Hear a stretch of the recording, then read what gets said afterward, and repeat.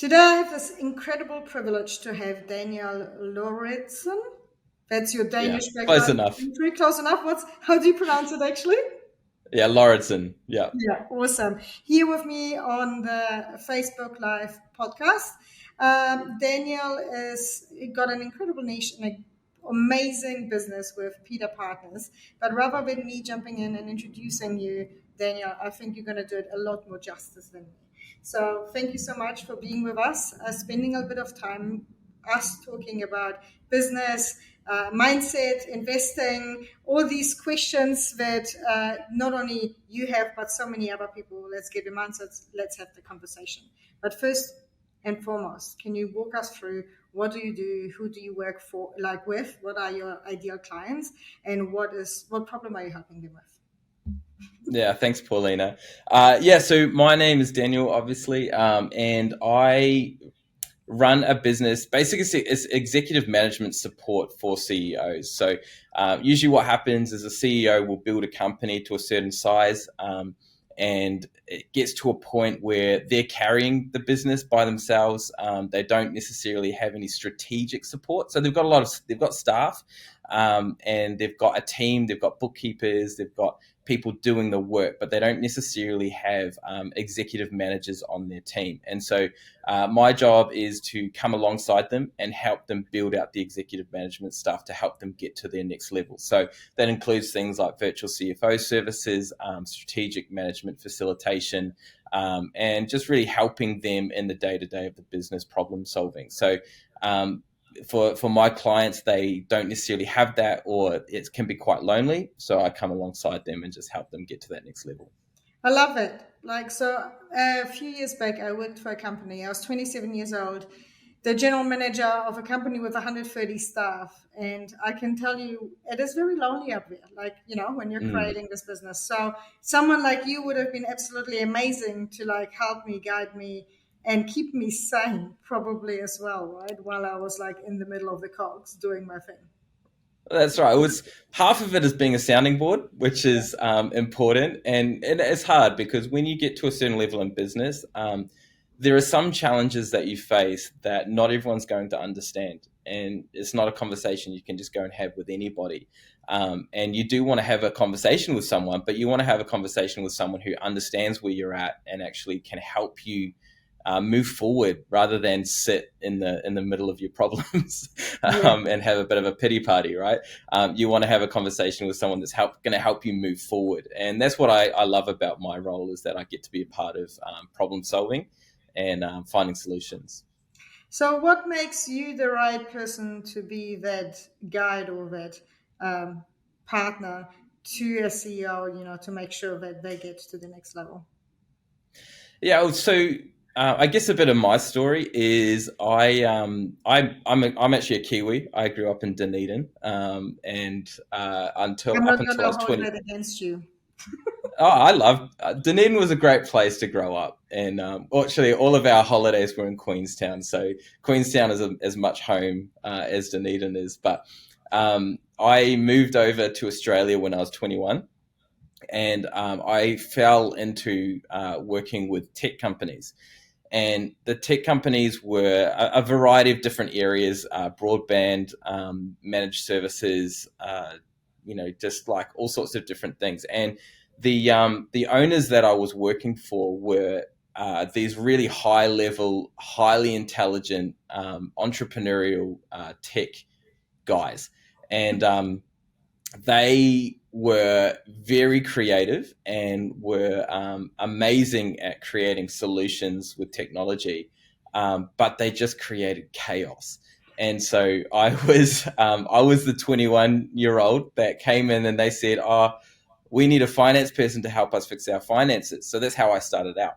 And so I went in, and I do joke about it, and it's half true that that's how I lost all my hair, because every week I was trying to figure out how we were going to find cash to pay our staff, and it was pretty full on, and it was fast and growing. Like every year we were growing 30+% as a company, and it was just very full on, and it was all bootstrapped. There was no there's no cash, funding or anything like that. It was just really struggle street, trying to make this thing work, figuring out how we were going to make it work. And so I did that for about 8 years, working for these tech companies, and every year it was the same. It was not like there was no year that was a slow year. It was growth every year. So for me, that was where I learned how to build the systems, manage cash flow, and that's where I grew to be a CFO,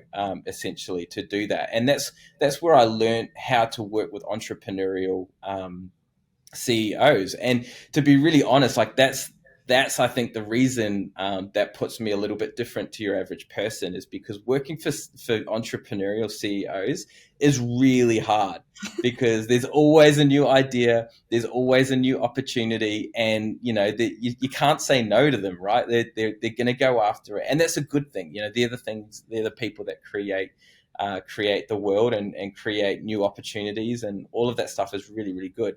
But there are practical elements to that, and not everyone necessarily has the ability to be a problem solver to help them get there. And so that's kind of how I developed my skills to work with people in that area. Yeah, I love it. And I'm having a giggle and a laugh because a lot of my journey was like that. I spent years and years with the creative visionary, right? And when you went, the question was never, can I do it? The question was always, how do I do it, right? Yeah. So if like one of the entrepreneurs would come up and say, I have a dream, answer of going, this is not possible, is just not an answer you can give, right? It's okay, Yeah. let me figure out how we can make possible even a fraction of what you do. Have you ever read the book Rocket Fuel? Yes, I have. Yeah. Yeah. So would you consider yourself an integrator?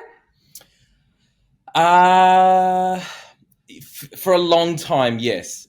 For a long time, I definitely saw myself as the integrator. But I think over time that's shifted, where I felt like I've grown to a point where I'd like to step into my own thing as well. So I feel like, but in saying that, my service is to be an integrator to my clients, absolutely, because oftentimes my clients can't necessarily afford a full-time CFO or a full-time general manager or whatever. So I kind of play that integrator role on a I guess a virtual basis to help them go to that next level. So yes, in answer to your question, that's definitely what I do. But I guess part of the reason I wanted to start my own business and run my own company was because I wanted to step in and be a bit creative myself and have some more control over my own life as well. Yeah, I love it. Yeah. So in our business, Mark is the visionary, I'm the integrator. So I think I'm like, after, for everyone who's listening, to all our listeners and everyone who's watching, when I met Daniel first, we had this vivid conversation about investing and money and the things that we do and how to generate cash flow. And Daniel was like pulling it up, like everyone else from the outside would have thought you're pulling it apart and asking like all these cynical questions, right? To me, they weren't cynical. They were like really good, real questions. And that's why I wanted to bring you on to this session and on this episode, because I was like, you're willing to ask the question that no one else is willing to ask. Now that I'm like hearing a bit more about your backstory, I'm like, now I totally get it, right? Because as integrators, we ask all these questions, and we don't ask these questions because we want to ruin your party or poo-poo your idea or like squash your dreams. We are asking all these questions so that we can put that puzzle piece together and go, oh yeah, that makes sense, let's make it happen. We strategically move this here and this there.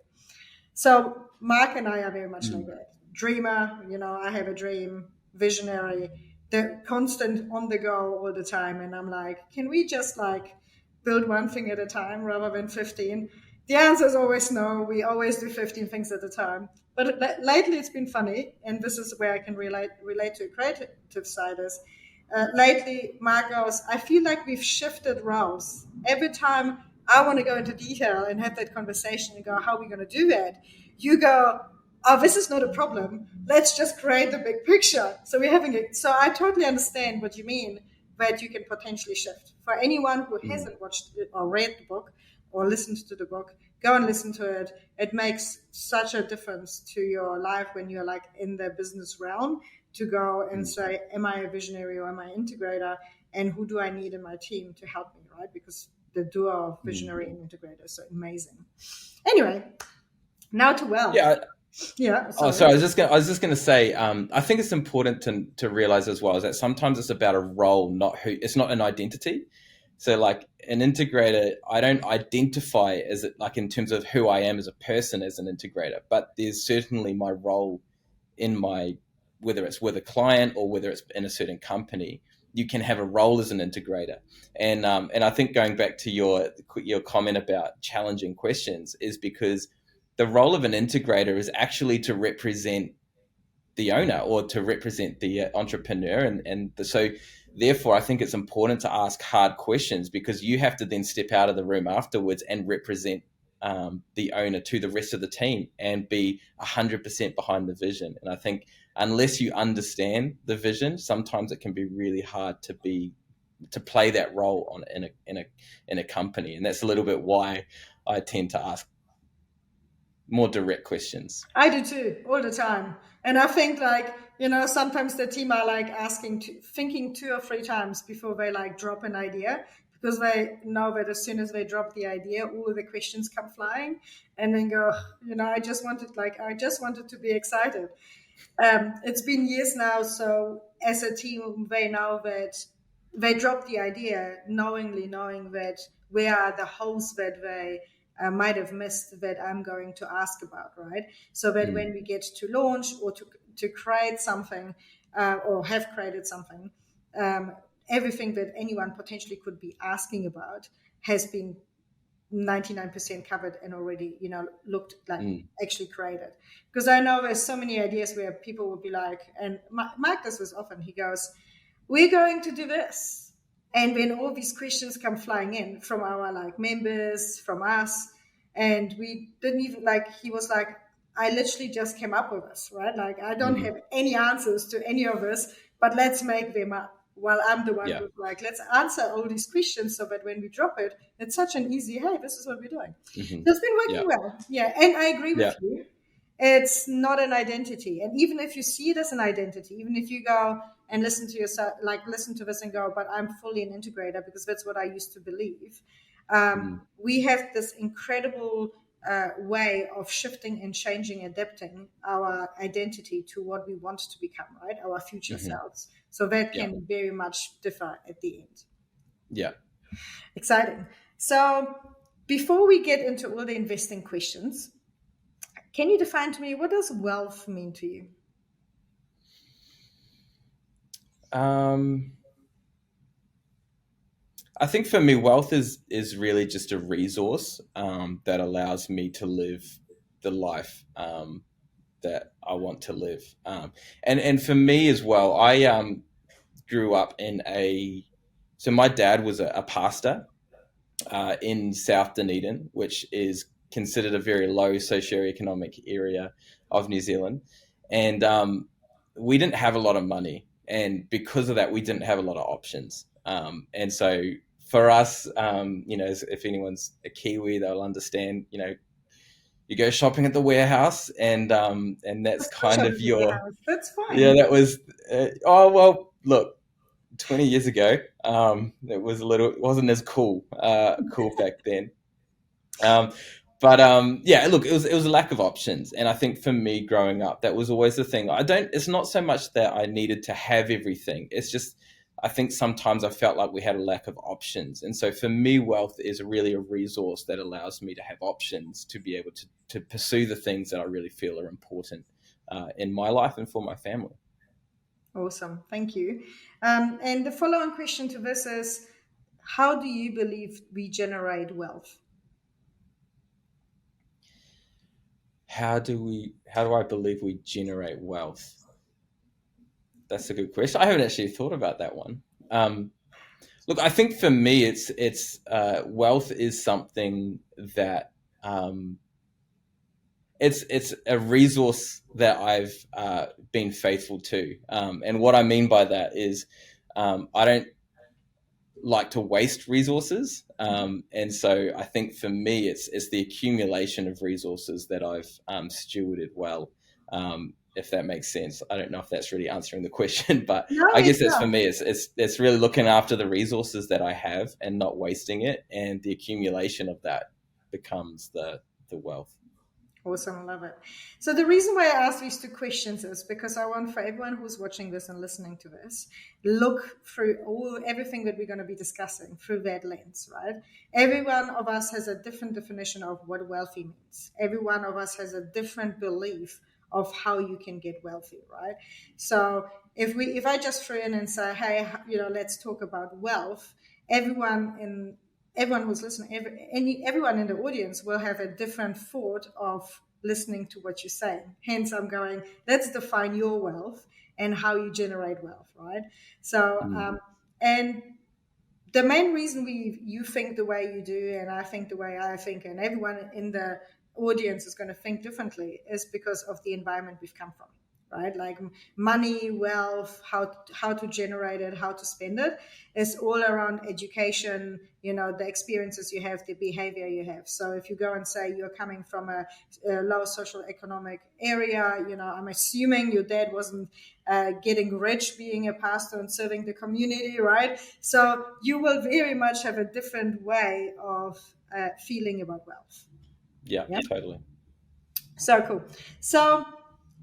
So far, if you're looking at your journey from where you've come from, like as a young man, moved to Australia, to your journey of where you want to go in your wealth journey, do you think you're well underway? Do you feel stressed about it? Are you contemplating what's the next step? Like, where are you in the journey? Yeah, so I would say that in my 20s, I was investing a lot of money into myself through education, training, development. It was very much not putting money into investments. It was really about investing into myself and building a skill set that I could, um, I guess, that made me more valuable as a person. And I think that's really where I guess, focused in my 20s. Um, then in my late 20s, I got married, and that tends to shift the priorities in life. And so I was living in Melbourne for a number of years, and then we moved into regional Victoria. And it was about that time that we decided that we wanted to buy a house. And so that's kind of where we, started going, okay, well, let's go and do that. And we were incredibly lucky to take advantage of a few of the different things that were going on through COVID, which were really helpful for us to really build up that baseline of I guess, resources that we needed to do that. And so I guess for me, in terms of that, and then COVID happened. There was all sorts of grants that were thrown around, and then obviously we ended up making quite a lot of money off that property because we bought it. So we were very thankful for that. So with that in mind, my I guess context as well is that my dad, the way that we survived. So going back to your comment before, my dad did not make a lot of money being a pastor at all, which was part of the challenge and part of the reason why I think certain ways. But the way that he survived was buying and selling houses. So he would go buy a house that was run down. We would all get involved and we would all clean it up. We would all get, painting and redoing the gardens and all that kind of stuff, and we would sell it. And then that would be, it wasn't necessarily a way to build wealth. It was actually a way to survive as a family. And so that was kind of how we survived all through my, as a kid and then as a teenager as well. So because of that, like, the biggest voice in my head has always been my dad, who's always been involved in property, and even now he's working. He works for a builder in Victoria and Australia as well. So that's probably where a lot of the foundations of my thinking around investment has come from, property, just because that was what my dad did, and he was very successful at it too. I always said to my dad that I didn't want to do what he did because I found the way he did things was so stressful, because of how much debt he always had. But look, and to be fair, that was his skill set. Like I have different skill sets, and that was his skill set, and that really leveraged him. But because of that, I then had a very, I would say, I'd have a very property focused investment strategy over the last 10 years. And I think honestly, anyone in New Zealand and Australia has that like similar thought process. It's that whole, you guys have Mitre 10, right? Mitre 10 is an Australian company, I believe. So in New Zealand, they have this ad where they talk about like, it's in your DNA, mate, right? Mm-hmm. Because everyone here, it's so easy to flip houses here. It's so easy to make quick money, right? It's like the way the laws are structured, it's just so easy to generate cash or even long-term wealth through property. So I totally understand that, not taking it away. The one thing that I do love about the fact that all Kiwis and Australians love property is that because you think it's in your DNA, you give it a crack without understanding what it actually means to be profitable in a investment strategy in the property portfolio, right? Yes. So Yeah, totally. quite often we have these conversations with our members who go, yeah, I've got 3 or 4 or 5 properties. They're all cash flow negative at the moment, but that will come right when I sell it, right? Mm-hmm. And that's where we learn that, and there's no judgment here. Look, I come from Europe where the market doesn't move. My parents bought a house for 250,000 euros 20 years ago. They sold the house for 250,000 euros 20 years later. Right? Like there's literally no movement. And they were excited that they got the same amount of money back that they put in. And I was like, but what about the mortgage and all the interest that you paid? Like, gives me a heart attack living on this side. So there's no judgment about if you in the audience listening and you go, yeah, I have a negative geared property. I don't know what you're talking about, Paulina. No judgment here. Absolutely get it. But that's not an investment strategy. That's a hope strategy. Hope that eventually, my property will go up. And if you look over the last 3 years, if you bought in the wrong time, right now you're suffering because the interest rates are high, inflation is high, and your equity went down, and you're probably leveraged way more than you wanted to, right? That's just absolutely. Well, I think as well, I would say that. So this is where our conversation started. While I was in New Zealand, we were having a chat, and I think that the truth is that a lot of people, the only investment strategy they know is hold strategies, and that would be my history. Apart from my dad flipping houses, which was for him a cash flow strategy. Outside of that, it was very much you think about, you invest in your super, you invest in stocks, you invest in property or whatever, but it's about holding it for the long term. And so when you were talking about some of the returns that you had gotten and all of that kind of stuff, it was hard for me to understand that based on a long-term hold strategy, because that was the mindset that I was having the conversation with, is that was your strategy. So it wasn't until I started to understand a little bit more about, I guess, the way that you do the cash flow strategy that actually helped me understand, this is not the strategy that I was thinking at all. Yeah, I love it. So you obviously, in the meantime, since our conversation, you've watched some of the International Academy of Wealth videos and explaining about how we take money, capital, we generate cash flow, we put it into a buy and hold, right, into foundational assets. Absolutely. For us, it's all about diversification. So there's nothing wrong with buy and hold and planning for the future, but how do you live now? We know, I don't know how many properties you have and don't really need to know, but I'm going, the amount of property owners that we know that have like 4, 5, 6, 7 properties, right? They are leveraged to the max. They have multi-million-dollar debt. Yes, they have assets that are outweighing the debts, and that's absolutely fine. But they have to show up on Monday to go and actually work, right? Like they have no choice. If they don't do it, they can't pay their loans, and then they are in the shit. Excuse my French. So they are forced to go. So when we started the conversation, I was like, if you just take a little bit of that money, right, and say, even like we say in the academy, if you have multiple properties, you sold one, you could be financially free in 2 months, and then it would be your choice to go to work.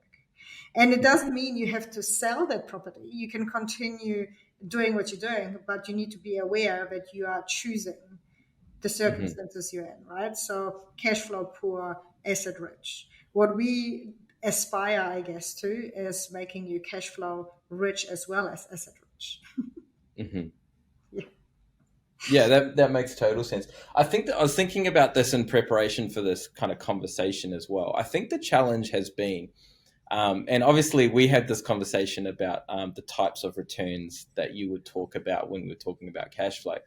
And I think the challenge is that, you know, even with, there's been a lot of people that have taken advantage of the idea of high returns. All you have to do is watch The Wolf of Wall Street, right, to kind of get a gauge of how people have kind of convinced people into something using high returns, and then it ended up being not what they bought into. And I think that's a real challenge that I guess for what you guys are talking about, and what I was struggling with is like trying to marry up, almost as this a con in many ways, right? Because Same, Ponzi. well, look, because, but, Good. and that's the reality, right? Is that I personally haven't heard your strategy before. And I think I was quite surprised when I was listening to it, and doing more some of the research since then. I'm like, I actually starting to understand this. I actually start to understand the strategy that you're going for, and it makes sense. But it's not something that's commonly talked about, and it's not a strategy that's commonly talked about. And I thought that was really surprising. So I was going to ask you, Yeah. why do you think that it's a strategy that's not commonly talked about? Look, I think it is. So I think most people in this space don't talk about the strategy and education like we do, because that's what we're about. We don't like.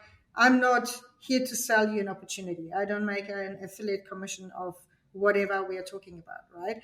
I'm here to educate you in this space to go, well, if you're entering the space, how are you going to make sure that you're not losing all of it? So we are very much aware that we are in a highly speculative or a highly high risk space. Hence, we are only using a little bit of money, right? Mm, To then go and generate cash flow and generate more money, to use that to build your foundational assets, or your wholesale assets where you flip, etc., to make money. So when we talk about our strategy, we don't go and say, sell your house and put all your money in it and you're going to be rich overnight. We go and you always say, if you have $1 million, give me, one strategy at 10% over, 100 strategies at 100%, knowing that I can hmm sleep at night. But if hmm you have a sweet combination, a sweet spot between, hey, I have, the foundational assets that are making me sleep at night, right? Knowing that I'm building wealth, I can take a little bit like higher risk with a little bit of money to convert into a strategy that will make me cash flow. And that cash flow strategy is all about like knowing how you're going to enter. So the questions you ask yourself is like, how do you enter? What do I do if the opportunity goes right? So like, what do I do with the returns versus what do I do with if the opportunity doesn't go well? So for example, and that's what we talk about money rules in our community, hmm right? They are the strategies around every opportunity and our spending habits and everything that we do, like every time we touch money. But like, for example, for me, when I run the strategy, I go the first 100% of return on investment. And just to be clear, we're talking here, between 10 and 40, 50%, sometimes 80% per month, right? Not per annum or, like per month. So what we do is like in my strategy, I go, I'm going to put the first 100% of returns back into my, we call the insurance fund, back into my capital pool, right? So that I can't lose. And then everything after that I'm receiving is the house's money. So if I make another, 20%, great. If I make another 600%, even better, right? And then that's where you go, okay, with the returns after that, what do you do with it? So how do you hmm protect yourself in this space? Now, is there a lot of scams, Ponzi's, and cons in this space? Absolutely. So that's where due diligence and research comes in, right? And that's the education that we provide, is going, okay, what questions do you need to ask for you to make the right decision? So rather than rather than giving the decision to someone else and going, I'm going to trust this person with my money, you are now taking ownership of your money, responsibility of your own future and your own life, right? So you need to be able to ask the right questions. And the other day I heard something, I was having a conversation and I thought this was really great. That analogy was really great because they were talking about if you go to, say, a financial planner or a financial advisor and you give them money, right? You give them, say, here, my $100,000, give me a return on investment. All you see is the one yearly or 6 monthly statement that gives you you've either lost money or you've made money, right? So if you look at your superannuation or if any money that you've invested with someone else, you just look at that one number and go, oh shit, I've just lost 5%. Oh great, I've made 5%. Awesome. You move on, right? So you've given responsibility to someone else. If they lose, you blame them. They're like, how did they do such a rubbish job that they've lost money, right? In our space, you don't see the 6 monthly statement or the 12 monthly statement. You see the everyday up and down, up and down, up and down, up and down, right? So we provide the education to go, how do you emotionally stay sane and stable that you can make these decisions going, I'm going to go into this fully knowing like what's my entry strategy, exit strategy, what am I going to do with my returns, when are they going to come, and build out a portfolio that will stand the test of time, like a financial advisor would do for you, right? Stand the test of time, but you're making these choices yourself. And then you only have yourself to blame if you vary from that plan and it goes pear-shaped, which we've all done. We've all gone, this opportunity is so amazing. It's been paying out, 5% a month for 18 months. I'm just going to put another 50K. And then in month 19 hits and it's like, and the opportunity is dead. And you're like, what? So really, that's probably the biggest thing for me. I hope I answered your question. I'm not sure if I did. I hope so. But the whole point is to educate yourself on your personal strategy. So it's not what I want or how I make it or, how Mark does it or anyone else. It's about, Daniel, what is your risk appetite? What's your end game? So what do you want to achieve? What's your starting point? Where are you right now?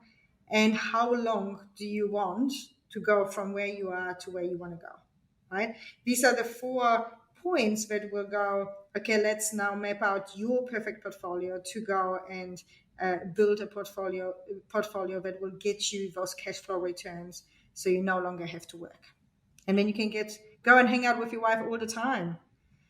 I'm not sure if this is a good thing. For me, it was. I loved it. But we had members who went financially free. They were amazing. And then, after 6 months, they're like, I need to find myself a part-time job because my husband is driving me crazy.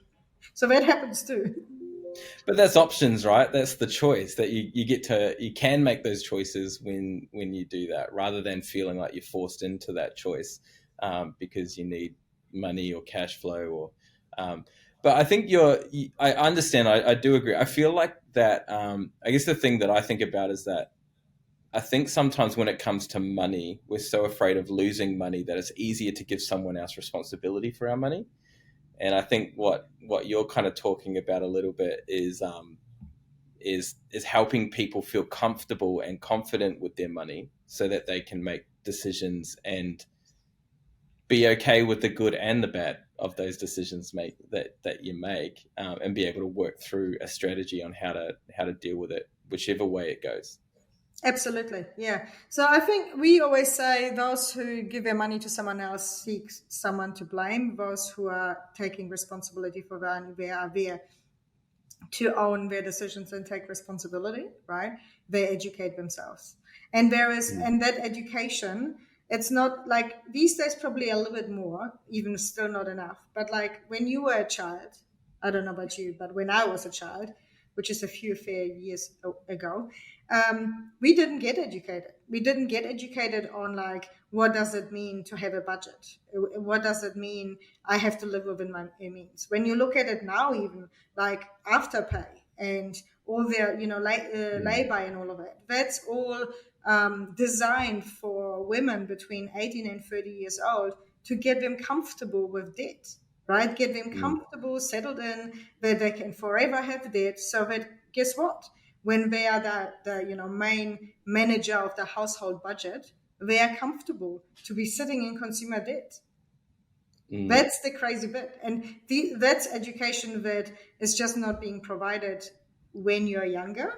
Hence, we jump in and we go, no, there needs to be a shift. You need to be able to have these conversations, understand your money, and understand your beliefs around money too.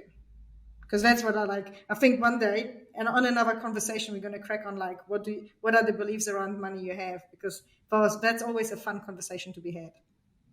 Yeah, I think one of the things that I was watching one of the videos, and I think you guys brought up the idea of day traders, and I thought it was really interesting because when I think about cash flow investments, I think about day trading because that's the only cash flow strategy that I had prior to watching some of your videos. And it was almost like as I was watching some of your videos, I was like, oh, I didn't even know that some of these strategies or technology or things even existed to be able to then make decisions and go, oh, actually, now that I know that it's there, I probably would invest in that. But before I didn't even know it was an option. And all I'd heard of was day trading, which I think Mark made the comment about it being, 5% actually ever make money from it. And that's been my experience as well, and some of the people that I know. And so that's why I've been always a bit resistant to cash flow strategies, because I feel like it's going to take forever and you're going to have to get really good at it over a long period of time, and it's quite complicated.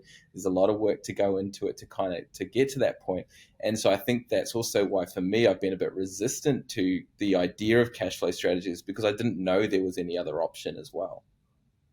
Yeah, oh, absolutely. We don't, right? Like it's not like you're sitting around your dinner table with your dad and your wife and go, hey, what's the latest on cash flow strategies that you've heard, right? Like how's your NFT doing? This is not a day-to-day normal conversation. In our house it is. We talk about money and investing and what have we done, and like every morning we wake up, especially now slightly going into the bull run of the crypto market, we're going, ooh, what's our little money pot doing? And then my husband goes and looks at his money pot and I look at my money pot, and then we exchange ideas and thoughts of what we did. So yeah, absolutely, but that's not the norm. It's not, and you don't know what you don't know. You don't know that, and honestly, until we are not just into crypto. We are true believers also in property and all the other strategies. But crypto is a perfect example of teaching us today what we didn't even know was happening worldwide ever, right? Like it's become so transparent and so like everyone can jump in. So the wealth is truly transitioning from a few who knew and had it nodded out to the many, to go and say, actually, I'm going to educate myself in this space and I'm going to make money.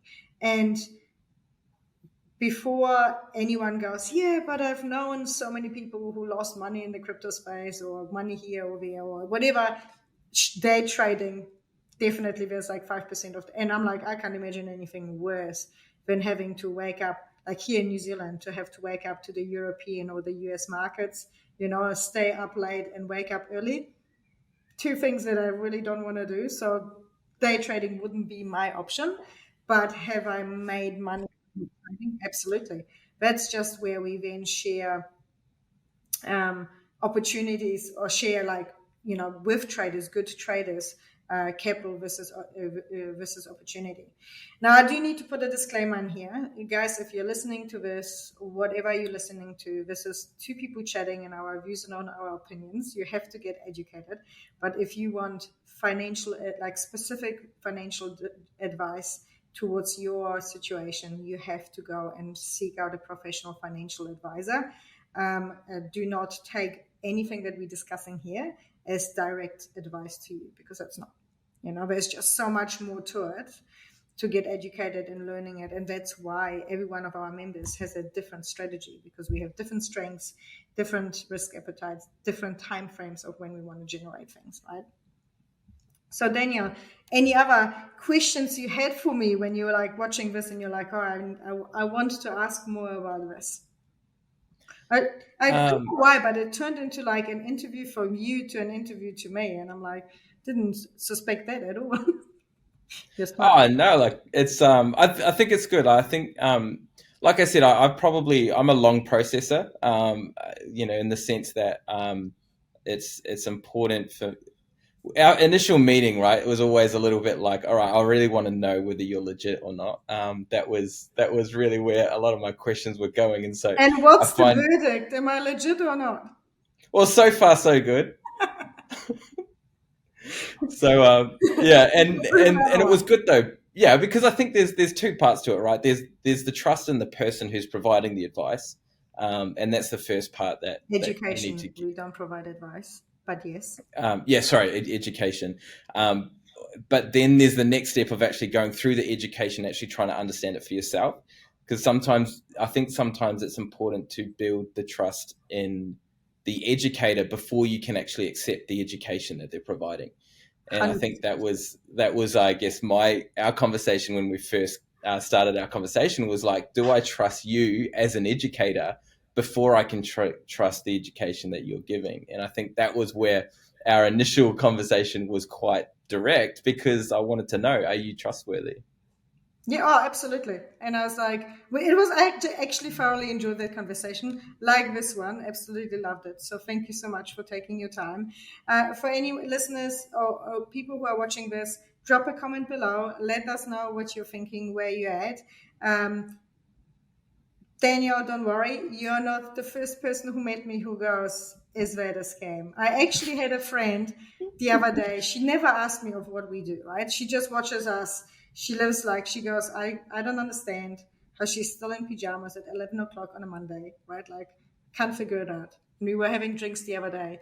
And she had a few wines, and like, she turns around and she says to me, Paulina, do you sell a pyramid scheme? And I'm like, what?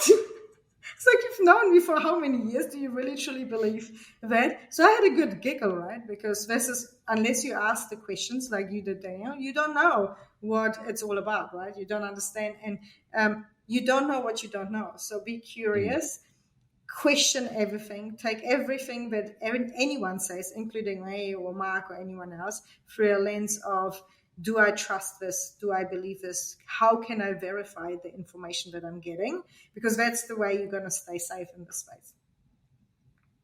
It's great. Any last words, Daniel, before we wrap this up for our viewers?